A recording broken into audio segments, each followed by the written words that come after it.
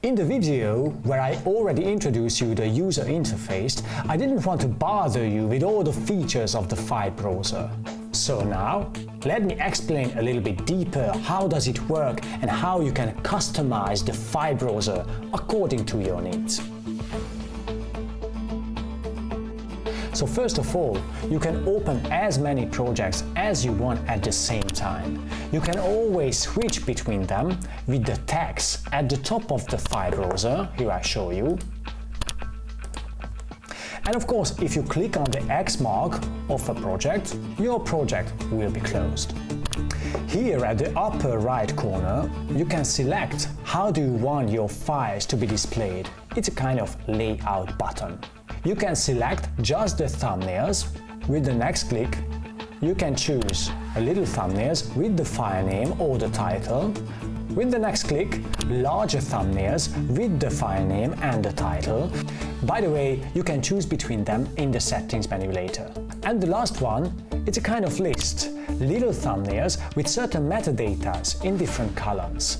In this last viewing mode, you have tremendous possibilities to customize your file browser. So first of all, you can change the order of your files according to your value of a certain attribute by clicking at the top of a column. So for example, if you want to see your files according to their size, just click on the header of a size column. The same works with any kind of metadata. Of course, non-numeric values will be sorted out in alphabetical order. You can also choose what kind of metadata do you want to be displayed. Here at the top right corner, just left to the layout button, you can select between some presets, like audio, photo, stock and video. Selecting one of these will display different types of attributes with a different column order, displaying the most important metadata of the selected file types. Of course, you can make your own presets, organize the columns according to your taste. To do this, just go into the settings menu here in the toolbar and select column presets. By clicking Add New button, you can create your own presets. Just click on a new preset and give it a name.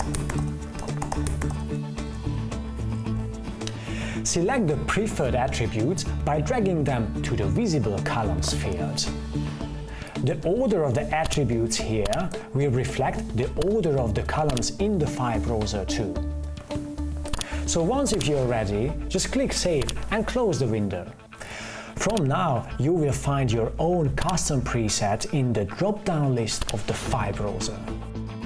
If you don't need a custom preset anymore, you can just delete it from the column presets in the settings menu. Now, I hope you have a deeper knowledge about the file browser, and please do not forget, Astodi, be organized, be efficient.